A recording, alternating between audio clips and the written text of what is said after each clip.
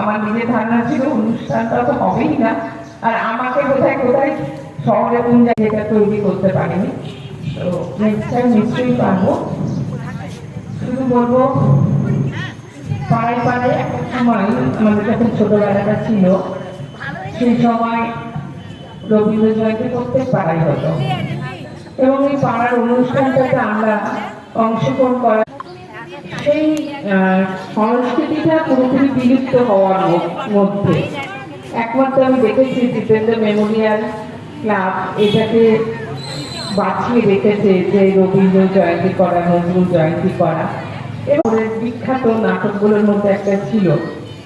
তো এই অবস্থায় দাঁড়িয়ে আমার মনে হয় যে আমরা যদি আবার পুরনো জায়গাগুলোতে ফিরে যাই, এই রবীন্দ্র জয়ন্তী করা, নজরুল জয়ন্তী করা, তাহলে পাড়ার যে পরিবেশ, সেই পরিবেশটা অনেকটা ভালো থাকে। এবং তখন তুমি বুঝতে পারবে না সে তোমার খোকার গায়ের গন্ধ আসে। দুপুর বেলা মহাভারত হাতে বইয়ের পরে আনি, তখন তুমি বুঝতে পারবে না সে তোমার চোখে খোকার ছায়া ভাসে।